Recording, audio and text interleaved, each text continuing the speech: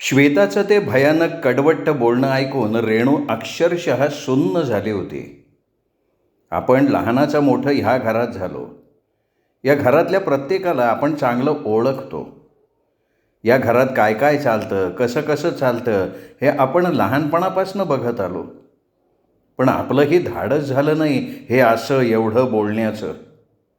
आणि ही श्वेता काल परवा या घरात आली.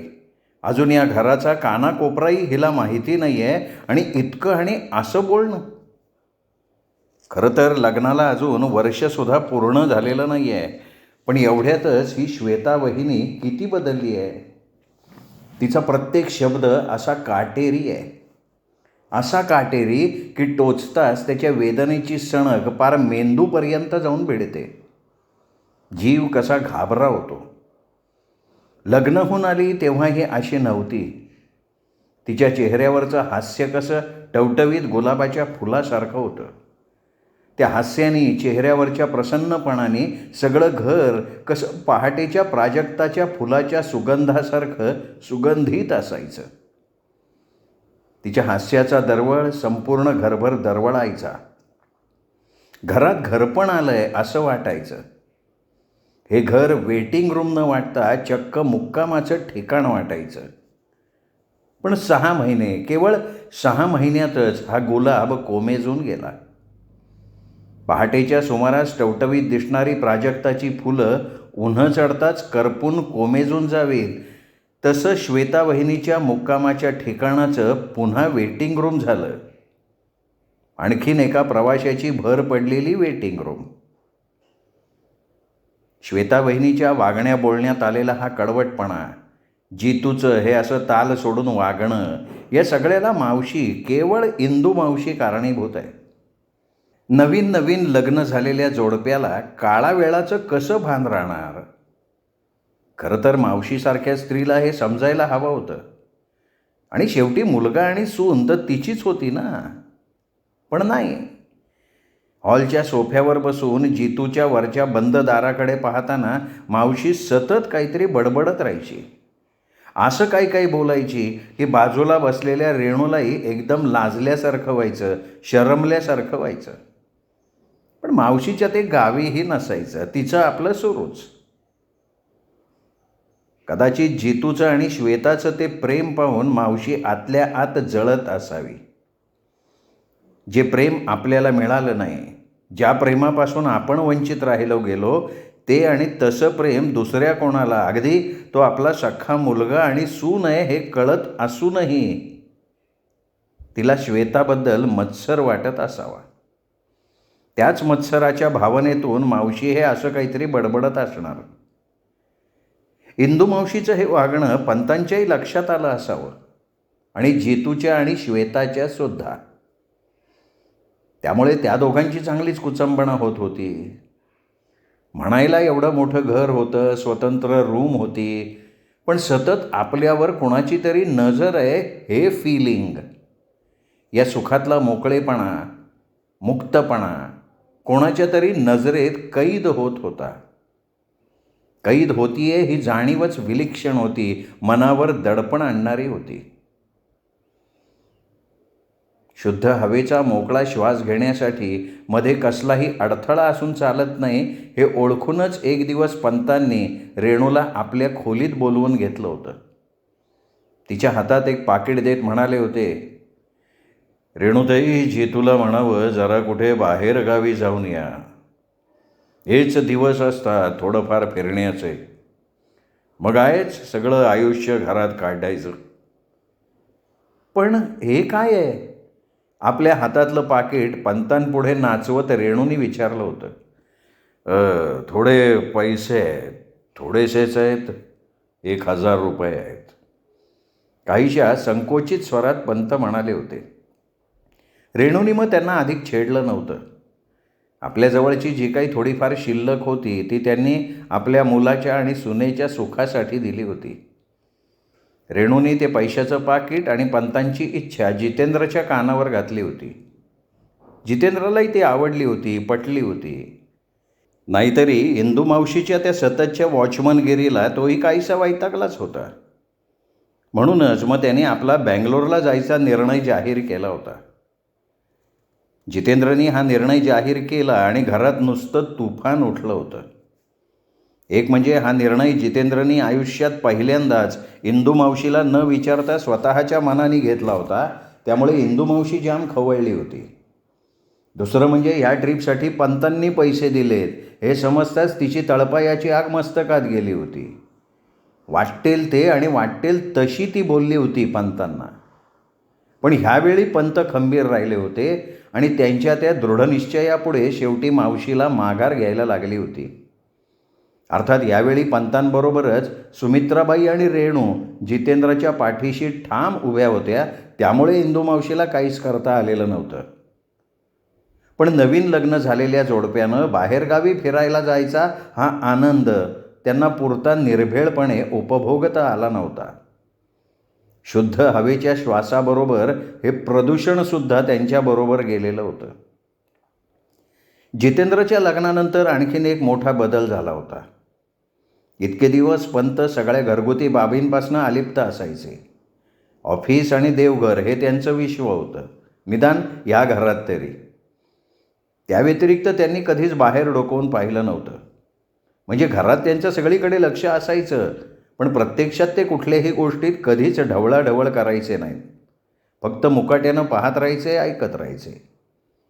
पण जितेंद्रच्या लग्नानंतर मात्र त्यांनी घरात लक्ष घालायला सुरुवात केली होती. आपल्या देवघरातून बाहेर पडून ते हॉलमध्ये येऊन आताच्या बसू लागले होते. येणाऱ्या जाणाऱ्यांशी जुजबी का होईना बोलू लागले होते. माफक प्रमाणात हास्यविनोद करू लागले होते. आणि ह्याचं सगळं श्रेय श्वेताकडे जात होतं. बऱ्याच दिवसांनी त्यांच्या वाट्याला आपणही ह्या घरात कोणीतरी आहोत, आपल्यालाही या घरात काही एक स्थान आहे याची जाणीव श्वेताने त्यांना करून दिली होती. अर्थात प्रत्यक्ष बोलून नाही, पण आपल्या वागण्यातून, आपल्या बोलण्यातून. श्वेताला ह्या घरात जर कोणाबद्दल आदर वाटत असेल तर तो फक्त पंतांबद्दल होता. तिच्या मनात त्यांच्याविषयी एक अकृत्रिम प्रेम होतं, स्नेह होता. इतरांना न जुमानणारी श्वेता फक्त पंतांपुढे नम्र होत होती आणि आजपर्यंत दुर्लक्षित राहिलेल्या पंतांचा स्वाभिमान त्यामुळे नकळत थोडासा सुखावला जात होता. श्वेता या घरात येण्यापूर्वी पंतांना आपले कपडे, आपलं देवघर, आपली पुस्तकं, आपली खोली या सगळीकडे स्वतःच लक्ष द्यावं लागायचं. काही लागलं सवरलं तर रेणूला सांगायला लागायचं. रेणू नसली तर आहे त्यात काम भागवायला लागायचं. पण श्वेता आली आणि तिने पंतांच्या या खोलीचा चार्ज स्वतःकडे घेतला. त्यांची खोली, पुस्तकं, कपडे यावरून आता श्वेताचा हात फिरू लागला होता. त्यांच्या देवघरातले देव आता नव्यानं चकाकू लागले होते. पंतांना आता काहीच बघावं लागत नव्हतं. रेणूवरही अवलंबून राहायला लागत नव्हतं, कारण त्यांना हवी ती गोष्ट न मागताच मिळत होती. साहजिकच श्वेताबद्दल पंतांच्या मनात विशेष आस्था निर्माण झाली होती. इंदू मावशीच्या टोमण्यापासून, तिच्या एखाद्या जहाल विषारी शब्दापासून ते श्वेताला जपत होते. इंदू मावशीचे हे वागबाण सरळ तिच्यावर येऊ नयेत म्हणून नेहमी सावध राहत होते. आणि घरात पूर्वीपेक्षा जास्त लक्ष घालण्याचं, रस घेण्यामागचं खरं कारण तेच होतं, श्वेताला इंदू मावशीपासून शक्यतो वाचवणं. श्वेता लग्न होऊन या घरात आली तेव्हा पहिल्यांदा मोठ्या उत्साहानं घरात वावरत होती. पहिल्याच दिवशी तिने किचनमध्ये जाऊन स्वयंपाक करण्याचा प्रयत्न केला होता.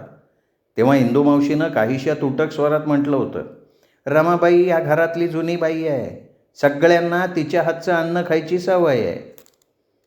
श्वेतानं आपल्या कल्पनेप्रमाणे हॉलची वर्षानुवर्ष असलेली जुनी सजावट बदलून तिला थोडंफार नाविन्य आणण्याचा प्रयत्न केला होता. पण त्यावरूनही श्वेताला इंदू मावशीकडनं कडक वॉर्निंग मिळालेली होती. कुठेही कसलीही हलवाहलव करायची नाही. हळूहळू श्वेताला या घरातलं आपलं स्थान काय आहे याची कल्पना आली होती.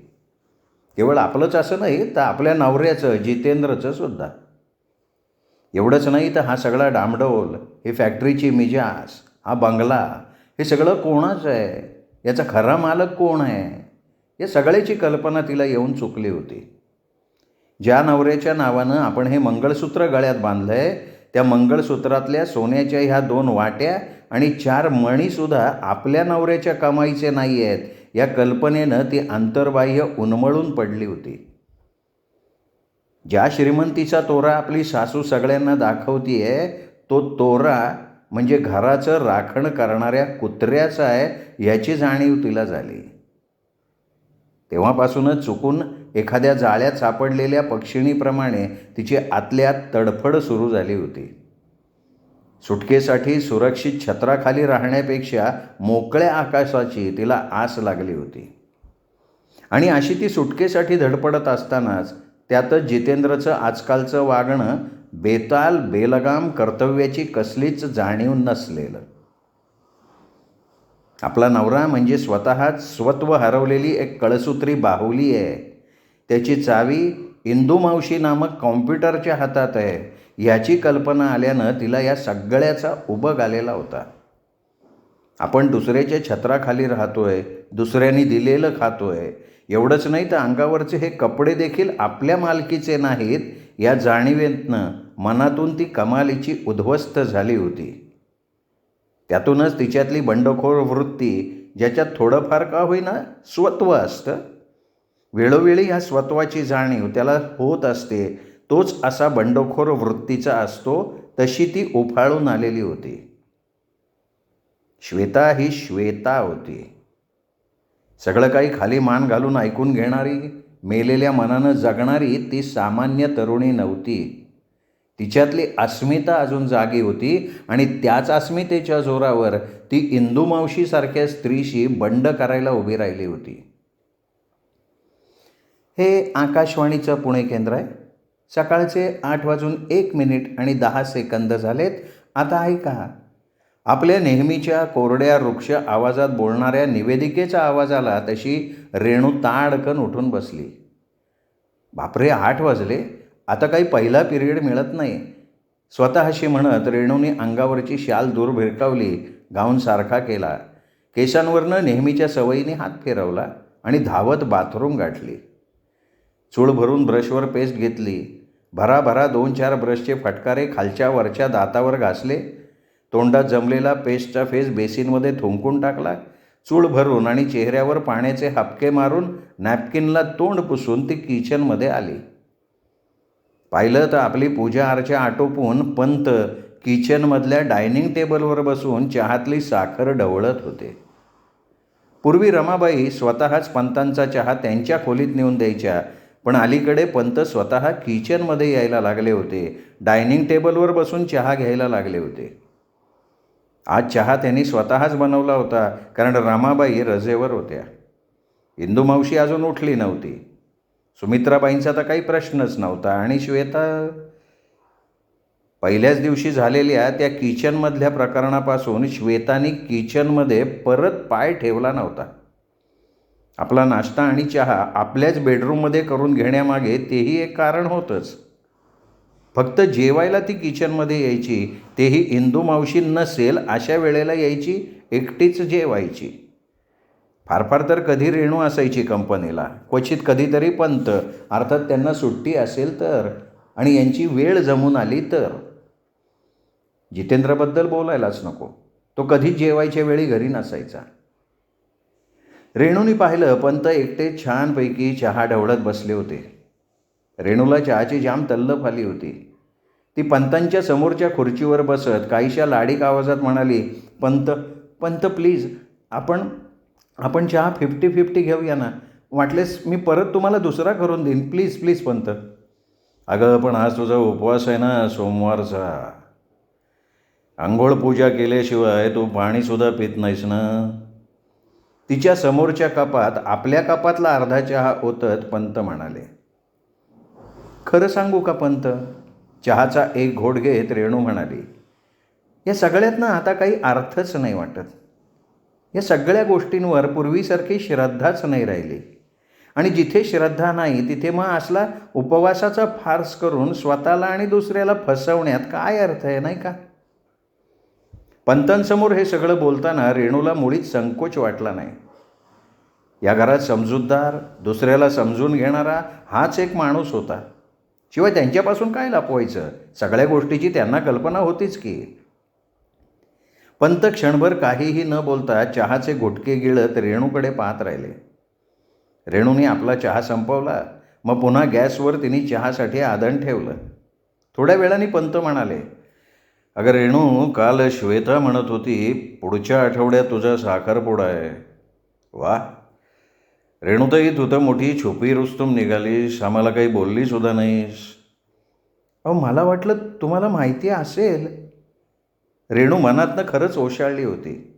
कसं माहिती असणार सांग, तुझ्याशिवाय कोण आम्हाला सांगणार आहे. ठीक आहे, आमच्यातर्फे तुझं अभिनंदन. थँक्स.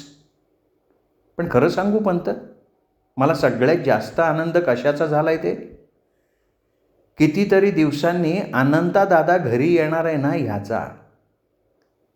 मागे त्याची तार आली होती त्या लोकांबरोबर येतो म्हणून, पण आलाच नाही तो.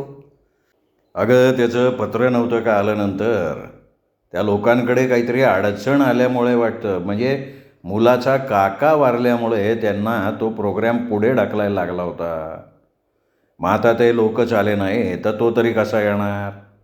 का, त्याला येऊन जायला काय झालं होतं, रेणू म्हणाली.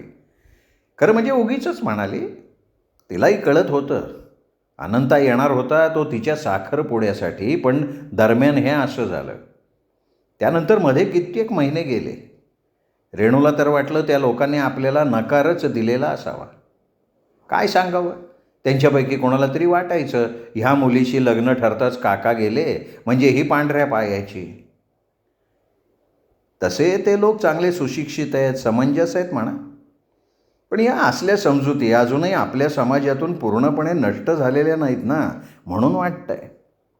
पण परवाच पुन्हा अनंत दादाचं पत्र आलं आहे, पुढच्या आठवड्यात ते लोक साखरपुडा करायच्या तयारीनंच येणार आहेत म्हणून. पण अनंता त्यांच्याबरोबर येतोय का नाही कोणास ठाऊक. अगं, त्याला वेळ झाला नसेल. तिच्या प्रश्नाचं उत्तर देत पंत म्हणाले, अनंता डॉक्टर आहे, त्याच्यावर आता जबाबदाऱ्या आहेत. हो, जबाबदाऱ्या आहेत. बहिणीसाठी तेवढाही वेळ त्याला काढता येत नाही म्हणजे. आत्ताही लिहिलं आहे येतो म्हणून, पण कोण जाणे येतोय का नाही ते. नाहीतर नेमकी कुठली तरी इमर्जन्सी केस यायची आणि मग. अगं, तुझा साखरपुडा आहे आणि तो येणार नाही असं कधी होईल का. तुझ्यावर भारी प्रेम आहे त्याचं, पण तू म्हणतेस तेही खरं आहे. किती दिवसात अनंता आलेलाच नाही आहे. किती दिवस झाले आहे त्याला बघून.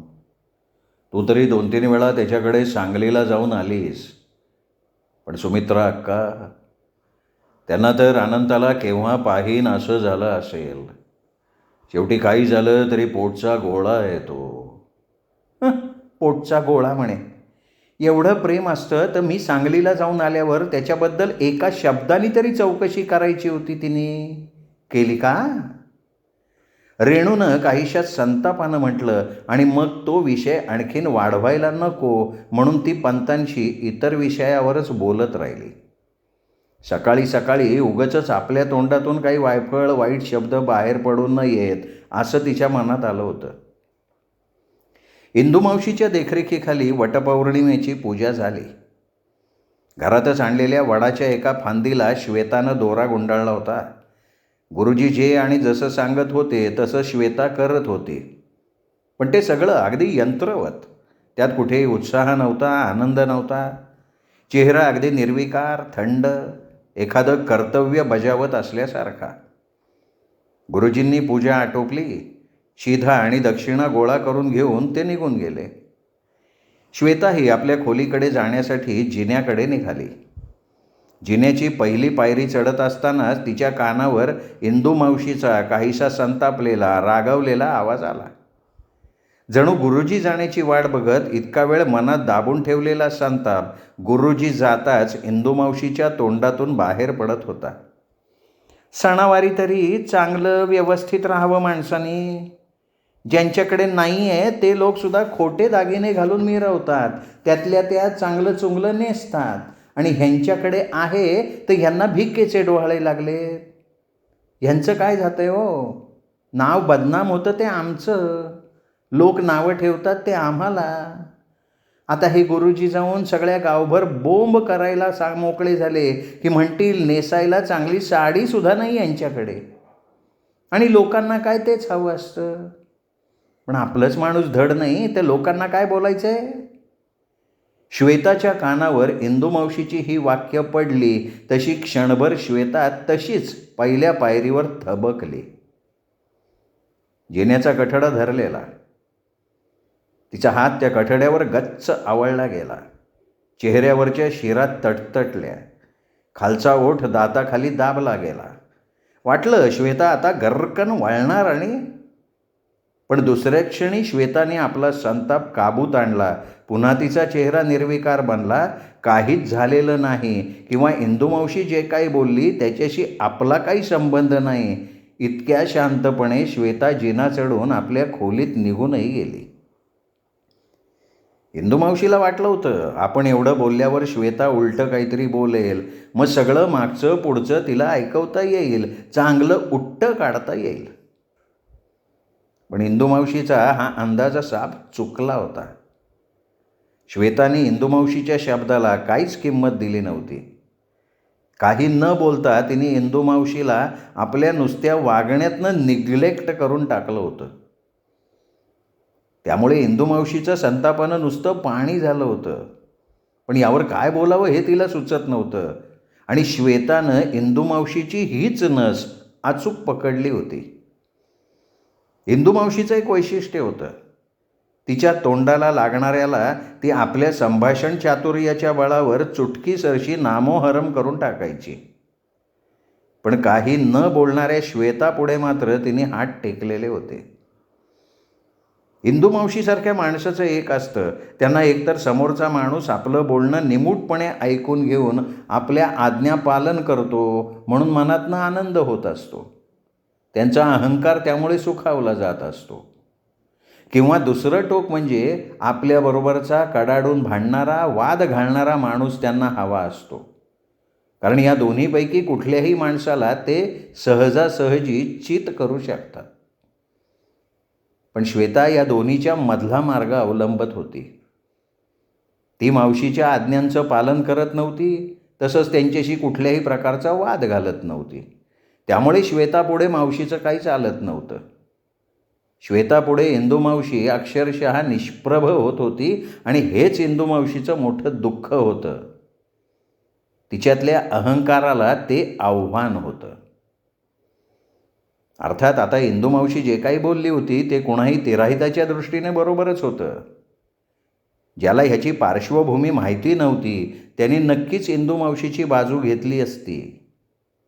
आज वटपौर्णिमा. नवीन साडी नेसून, असलेले नसलेले ठेवणीतले दागिने घालून बायका मोठ्या आनंदाने उत्साहाने पूजा करतात. आता यात मनापासूनचा भाग किती, आणि केवळ लहानपणापासून मनावर झालेल्या संस्कारातून, केवळ रूढी परंपरा किंवा आपण असं केलं नाही तर समाज काय म्हणेल या भीतीचा भाग किती, ही गोष्ट निराळी आहे. स्वतः इंदुमावशी आज भारीपैकी साडी नेसली होती. सुमित्राबाईंनी वेळोवेळी दिलेले आणि इतर दिवशी डब्यात बंद असलेले दागिने घालून पूजेला बसली होती. इंदुमावशीच्या या पार्श्वभूमीपुढे श्वेताचं वागणं ठळकपणे नजरेत भरत होतं. श्वेताने आपली रोजचीच घरगुती साडी नेसली होती. साधा एक शेपटा घातला होता, गळ्यात केवळ मंगळसूत्र, हातात काचेच्या 2-3 बांगड्या, बास. बाकी कसलाही साज शृंगार नाही, कसलाही नट्टापट्टा नाही, चेहऱ्यावर आनंद नाही आणि विषादसुद्धा नाही, केवळ एक यंत्र. श्वेताची आणि इंदुमावशीची पूजा चालली होती तेव्हा रेणू आणि सुमित्राबाई तिथेच बसलेल्या होत्या. श्वेता जेव्हा या साध्या वेशात पूजेसाठी खाली उतरली होती, त्यानंतर तिने ज्या निर्विकार चेहऱ्यानं केवळ एक कर्तव्य म्हणून पूजा केली होती, तेव्हा रेणूला श्वेताचं मागे बोललेलं एक वाक्य आठवलं होतं. तेव्हा श्वेता म्हणाली होती, उपवास कशासाठी करायचा असतो? जन्मोजन्मी हाच पती मिळावा यासाठी ना. पण मला तर ह्या जन्मी मिळालेलं सौभाग्य सांभाळणं जड जातंय, तर 7 जन्म ते सहन करण्याची कल्पनाच मला करवत नाही आहे. बास, आज जन्म कसा तरी काढायचा. श्वेताच्या त्या भूमिकेतनं विचार केला तर तिचं आजचं वागणं संयुक्तिकच होतं. म्हणजे निदान रेणूला तरी तसं वाटत होतं. उगाच मनात नसताना कसलाही ढोंगीपणा तिने केला नव्हता. केवळ ही पूजासुद्धा तिने तिच्याच शब्दात सांगायचं तर एक फॉर्मॅलिटी म्हणून केली होती. पण हे सगळं इंदू मावशीला कोण सांगणार? रेणूचं तेवढं धाडस अजिबात नव्हतं. श्वेता इंदू मावशीच्या अकांड तांडवाकडे दुर्लक्ष करून वर निघून गेल्यावर इंदू मावशी सुमित्राबाईंकडे वळून बघत म्हणाली, पाहिलंस ना का किती निर्लज्ज पोरगी आहे ती. मी एवढं बोलले पण तोंडातनं शब्द तरी काढला का? माजुरडी मेली. सुमित्राबाईंनाही श्वेताचं वागणं मनातनं आवडलं नव्हतं, पण त्या काही बोलल्या नाहीत आणि रेणूनही तसा चान्स त्यांना दिला नाही. हा विषय बदलण्यासाठी ती मध्ये सुमित्राबाईंना म्हणाली, आई, अनंत दादासाठी मी माझी खोली रिकामी करून ठेवते, माझं सामान तुझ्या खोलीत आणून ठेवते, चालेल? अनंता जेव्हा मिरजला होता कॉलेजला तेव्हा अधूनमधून सुट्टीत पुण्याला यायचा. तेव्हा ही नेहमीची पद्धत होती. तो इथे असेपर्यंत रेणूचा मुक्काम सुमित्राबाईंच्या खोलीत असायचा. आताही रेणूला वाटलं आई म्हणेल ठीक आहे, पण सुमित्राबाई एकदा म्हणाल्या, अगं तो कुठला महिना 15 दिवस राहायला येणार आहे? 2 दिवसाचा तर प्रश्न आहे, झोपेल कुठेही. रेणू क्षणभर आईच्या त्या अनपेक्षित आणि काहीशा तुटक उत्तरानं अवाक झाली. याचा अर्थ अनंताविषयी अजूनही आईच्या मनातली आढी कायम आहे. रेणू मग काहीही न बोलता गप्प झाली. सुमित्राबाईंच्या ते लक्षातही आलं नाही. त्या इंदू मावशीला म्हणत होत्या, अगं इंदू, त्या सांगलीवाल्यांची काय व्यवस्था करायची बाई? त्यांच्याबरोबर किती लोक असतील कुणास ठाऊक. आपला हा हॉल पुरेल ना? का आपल्या चांगल्याशा हॉटेलमध्ये 2 खोल्या घेऊन ठेवाव्यात? तुला काय वाटतंय?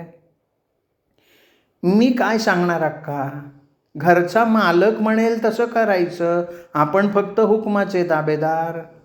इंदू मावशी कोरड्या स्वरात म्हणाली, वागवा, घरच्या मालकाने केव्हा हुकूम चालवलाय तुझ्यावर? सगळं काही तुझ्यावर सोपून बिचारे निश्चिंत असतात. कधी कुठल्या गोष्टीचा जाब विचारत नाहीत. ते आणि त्यांचं देवघर ह्यातच ते मग्न. सुमित्राबाई काहीशा चेष्टेच्या स्वरात म्हणाल्या, पण इंदू मावशीच्या चेहऱ्यावरची माशीसुद्धा हल्ली नाही. उलट ती म्हणाली, तू घराचा मालक कुणाला समजलीस का अक्का? जितूच्या वडिलांना? कमाल करतेस तू पण. ज्यानं कधी आपल्या देवघराच्या बाहेर पाऊल टाकलं नाही, ज्याला या बंगल्याचा वरचा टेरेस कसा आहे हेही माहिती नाही, त्याला तू या घराचा मालक म्हणतेस. छान आहे हो. इंदू मावशी हसली, पण त्या हसण्यात पंतांबद्दलचा उपहास काठोकाठ भरला होता. सुमित्राबाईंनी पंतांना या घराचा मालक म्हटलेलं इंदू मावशीला मनातून अजिबात आवडलेलं नव्हतं. मग बाई तू जितूबद्दल म्हणतेस का? सुमित्राबाई म्हणाल्या, अगं पण तो तर मला कित्येक दिवसात दिसलाच नाही. तो येतो कधी, जातो कधी, काही पत्ता लागत नाही. बरं, आता भेटला तर त्याला म्हणावं, सगळी जबाबदारी आता तुझ्यावर आहे, सगळी व्यवस्था तू केली पाहिजेस.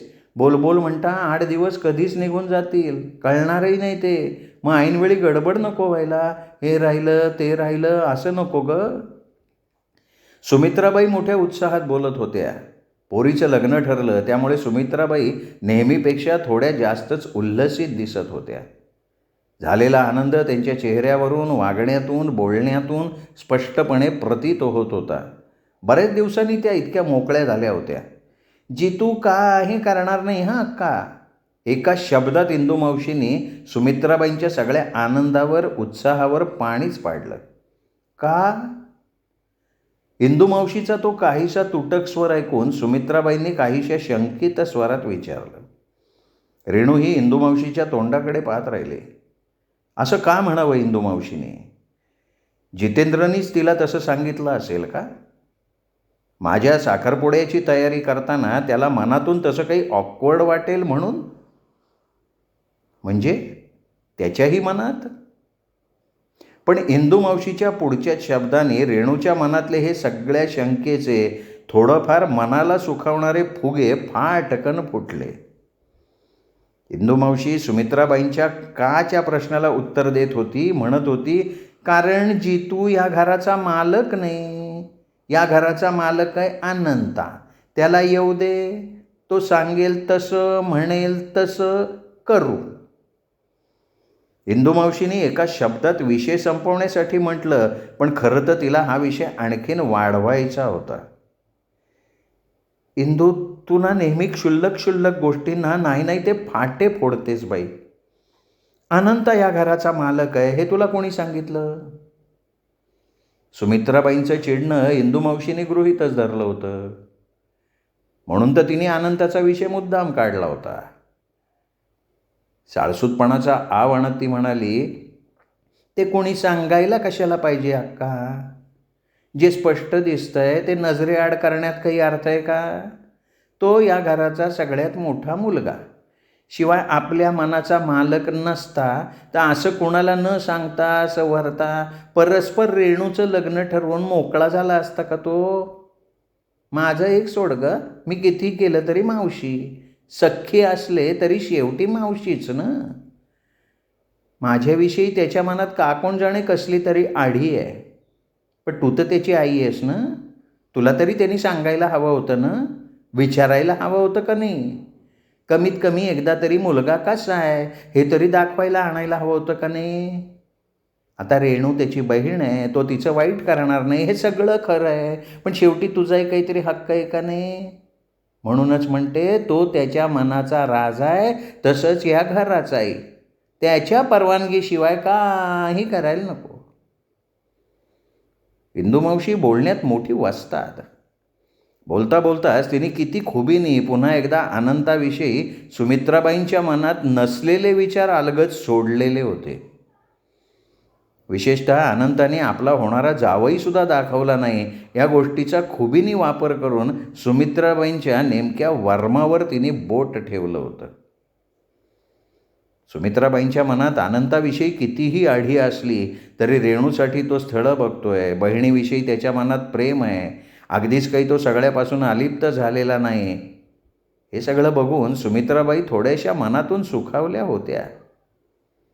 अर्थात रेणूचा होणारा नवरा आपल्याला एकदा तरी पाहायला मिळावा असंही त्यांना मनातनं कित्येकदा वाटलं होतं, पण त्यांनी आपल्या मनाची समजूत काढली होती. आज नाही उद्या पाहायला मिळणारच आहे, शिवाय अनंताने पसंत केला आहे म्हणजे तो चांगलाच असणार आहे. पण त्यांनी फारशी मनावर न घेतलेली ही गोष्ट इंदुमावशींनी मोठ्या चातुर्याने त्यांच्या मनावर बिंबवण्याचा प्रयत्न केला होता.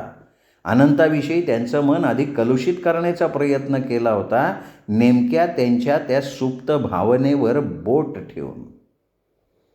आणि हे सगळं बोलताना त्यांनी सुमित्राबाईंना पुढे केलं होतं. मी काय कितीही केलं तरी शेवटी मावशीच, असं म्हणून स्वतःला दूर ठेवण्याचा प्रयत्न केला होता.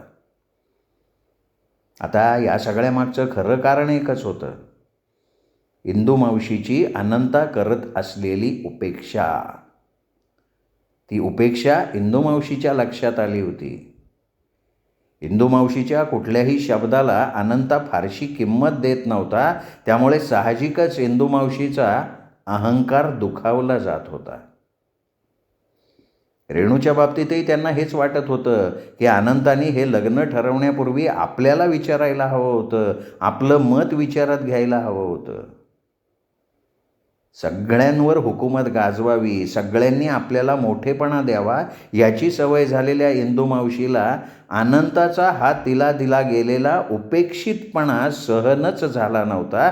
पण अनंतासमोर असं काही स्पष्ट बोलायचं धाडस इंदुमावशीत नव्हतं. रेणूला हे सगळं कळत होतं. खरं तर अनंतानं ह्या स्थळाबद्दल सगळी माहिती आईला, इंदुमावशीला कळवली होती. त्यांचा होकार आल्यावर मुलीला पाहण्याच्या निमित्तानं तो मुलाला घेऊन पुण्याला येणारही होता. त्यानिमित्ताने मुलगा सगळ्यांना पाहायला मिळावा हा त्यामागचा हेतू. पण मुलाचा काका गेला. एवढं सगळं माहिती असताना इंदुमावशी उगाचच आईला भडकवत होती. रेणूला वाटलं हे सगळं बोलावं, पण तिने ते टाळलं. इतकं चांगलं आनंदी वातावरण आणखीन तंग बनू नये म्हणून ती इंदुमावशीला समजावण्याच्या सुरात म्हणाली, अगं मावशी, त्या लोकांनी मला पसंत केली हेच भाग्य समज, नाही तर तुझ्या या भाचीसाठी तुला किती उंबरठे झिजवावे लागले असते. कदाचित त्यांनी विचार बदलू नये म्हणून अनंतदादाने एवढी घाई केली असणार. शिवाय तुम्ही लोकांनी सगळं काही व्यवस्थित पाहावं, काय ते ठरवावं म्हणून तर अनंतदादा त्यांना घेऊन इकडे येतोय ना. नाही तर मग हा साखरपुड्याचा कार्यक्रमसुद्धा सांगलीतच झाला नसता का? रेणूच्या या मुद्देसूद बोलण्यानं मावशीचा पारा थोडा खाली आला, पण तरीही ती म्हणाली, पण निदान महिना 15 दिवस आधी पत्र टाकायचं. आता 8 दिवसात काय काय आणि कसली तयारी करणार ग? अगं तू सगळं काही व्यवस्थित करशील मावशी, याची अनंत दादाला खात्री आहे. तुझा कामाचा उरक त्याला माहिती नाही का? त्याला कल्पना आहे ना, तुझ्यावर सोपवलं की सगळं काम कसं अप टू डेट होणार, म्हणून तर दादा निश्चिंत आहे. रेणूने इंदुमावशीला थोडं हरभऱ्याच्या झाडावर चढवल्यासारखं केलं. रेणूने दिलेल्या मोठेपणानं इंदुमावशी मनोमन खुश झाली. त्याच भरात म्हणाली, मग व्यवस्था करायला किती वेळ लागणार आहे ग? साखरपुडा काय, मी 4 दिवसात अख्ख्या लग्नाची तयारी करून दाखवेन, त्यात काय मोठं आहे. पण तुझ्या त्या अनंत दादाची भीती वाटते मला. पक्का लहरी आणि हेकेखोर माणूस आहे, जिद्दीत एक नंबरचा. आठवतं ना, ती देसाई मंडळी पहिल्यांदा आली होती तेव्हा त्यांनी कसं मला तोंडघशी पाडलं होतं. तोंड दाखवायला जागा ठेवली नव्हती. रेणू एकदम चापापली. खरं तर ती आठवण आत्ता काढायची काही गरजच नव्हती. रेणूने हळूच मान वर करून श्वेताच्या खोलीच्या दाराकडे पाहिलं. दार किंचित किलकिलं होतं. याचा अर्थ इंदुमावशी जे काही बोलली ते श्वेताने सगळं ऐकलेलं असणार. इंदुमावशीने हा उल्लेख मुद्दामच केला असेल का? शिवाय हे बोलताना इंदुमावशीचा आवाज अगदी टिपेला पोचला होता. म्हणजे ते सगळं श्वेताने ऐकावं अशीच तिची अपेक्षा होती की काय? रेणूच्या मनात आलं, खरंच ही अशी आठवण कुठल्याही मुलीच्या दृष्टीने अपमानास्पदच असणार. मुलाच्या घरी जायचं आणि त्याच्याकडनं नकार घेऊन बाहेर पडायचं, काही यातना होत असतील त्या मुलीला. इंदुमावशीने आता केलेल्या उल्लेखानं श्वेताची स्थिती काय झाली असेल? नुकतीच कुठं खपली धरलेली ती जखम इंदुमावशीच्या शब्दांनी पुन्हा उकलली गेली असेल का? रेणूने हळूच सुमित्राबाईंकडे पाहिलं. त्याही वर श्वेताच्या खोलीच्या दाराकडे बघत होत्या. किंचित फट असणारं ते दार आता घट्ट बंद झालं होतं. एकदम रेणूच्या डोक्यात वीज चमकून जावी तसा विचार आला की इंदुमावशीनं मगाचा देसाई कुटुंबाचा उल्लेख मुद्दामच केलेला होता. अर्थात त्यात श्वेतावहिनीला दुखावण्याचा हेतू नव्हता तिचा. अनंताविषयी आईच्या मनात असलेली आढी अधिक घट्ट करण्याचा तो एक प्रयत्न होता, अगदी जाणून बुजून केलेला.